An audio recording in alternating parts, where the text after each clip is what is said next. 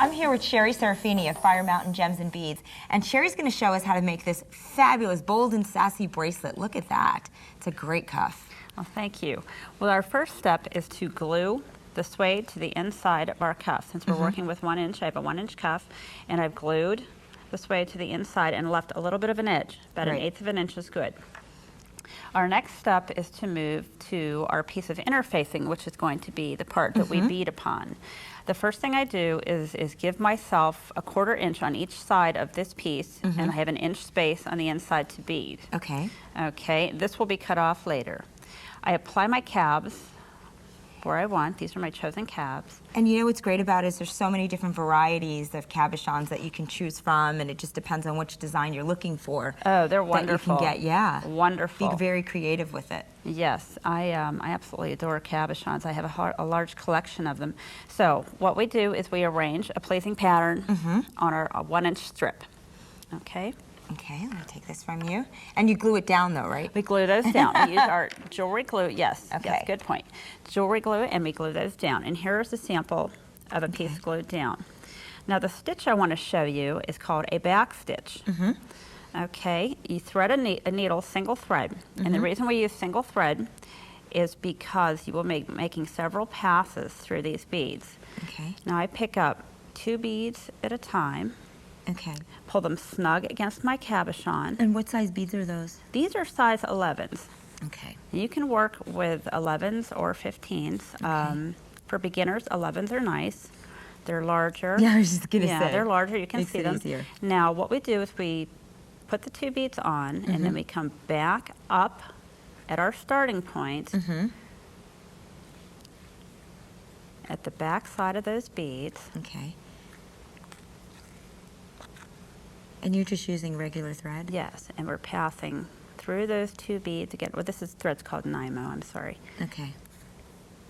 I have used Fireline in various beads, but for bead embroidery, Nymo is a wonderful thread. Okay, we have 2 beads strung on.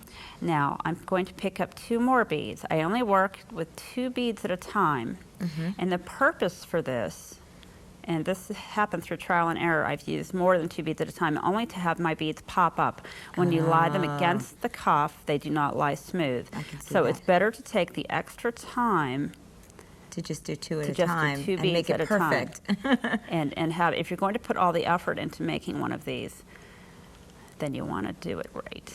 Absolutely. So, Okay. So you So get for- those and they go all the way around? and this is how I start with the focal point. I call my cabs my focal point. I like to start from here, and this basic back stitch will be used Okay. throughout the entire Look piece. at that. Look what it comes out like.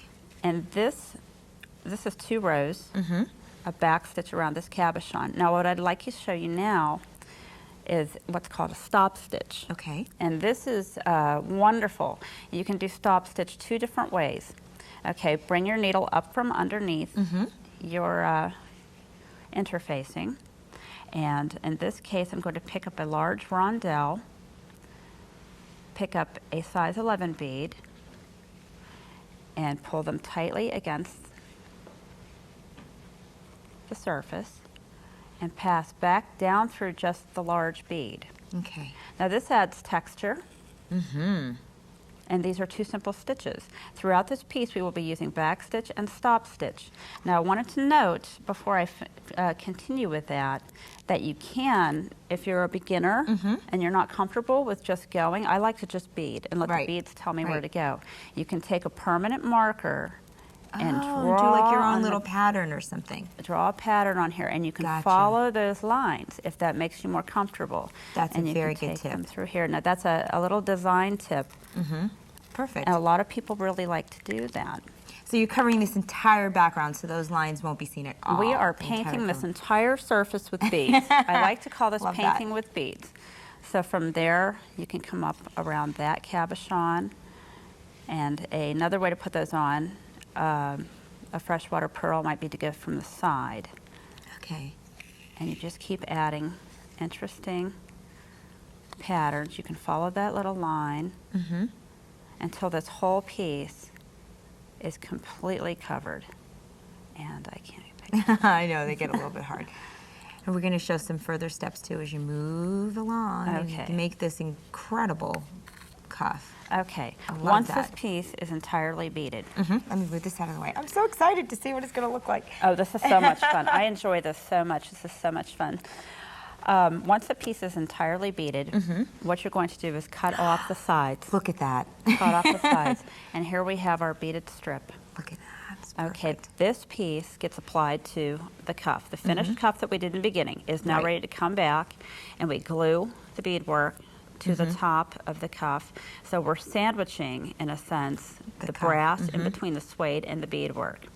Now we want to work, our final stitch it's a brick stitch, and this finishes the piece and closes the edges up. Okay. Okay, now I've started a few rows.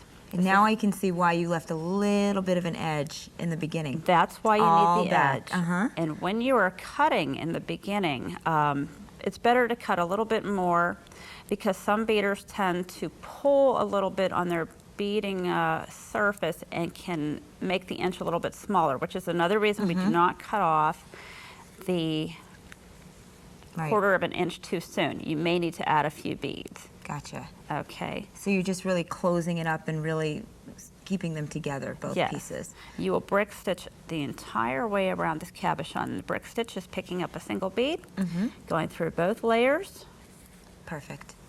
pulling down, and coming up.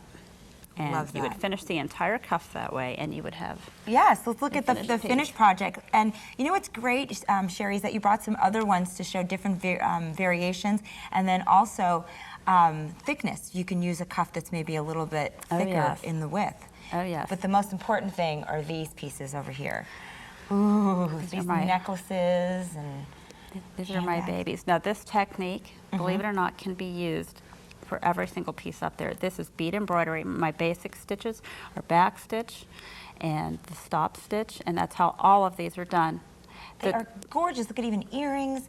And this last handbag we're going to show. Oh, I love this handbag. Well, this is definitely bold and sassy. And you know what? You made it look easy, too. Thank you so much, Sherry. Well, thank you.